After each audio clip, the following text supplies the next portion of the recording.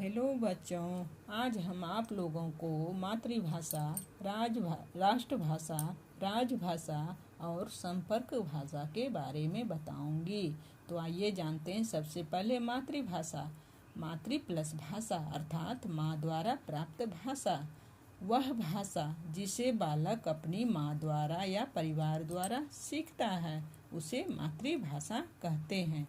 मातृभाषा से बालक का सर्वप्रथम परिचय होता है।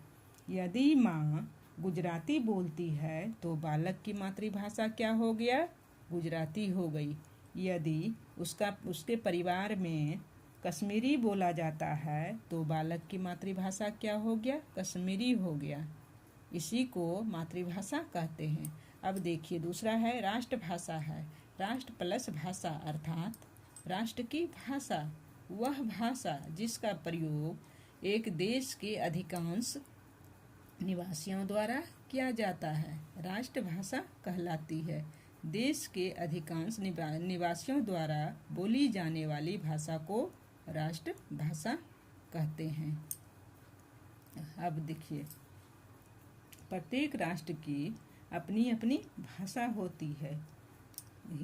लगभग 70% निवासियों द्वारा हिंदी का प्रयोग किसी न किसी रूप में किया जाता है।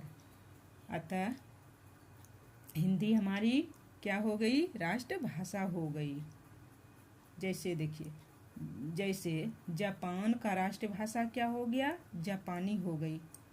कुछ हम उदाहरण लेते हैं। जैसे जापान की राष्ट्रभाषा जापानी, चीन की राष्ट्रभाषा चीनी, फ्रांस की फ्रांसीसी। अब ब्रिटेन की राष्ट्रभाषा क्या है? अंग्रेजी है। अब देखिए, दूसरा है राजभाषा।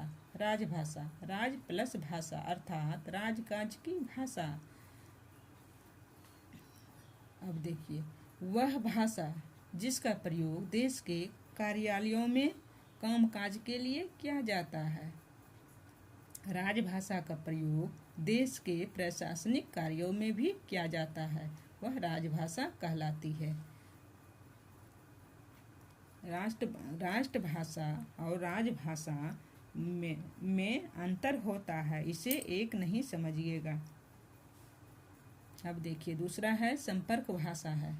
अब आइए जानते हैं संपर्क भाषा के बारे में। संपर्क प्लस भाषा अर्थात संपर्क की भाषा, वह भाषा जिसका प्रयोग देश के निवासी आपस में संपर्क करने के लिए करते हैं, उसे संपर्क भाषा कहते हैं।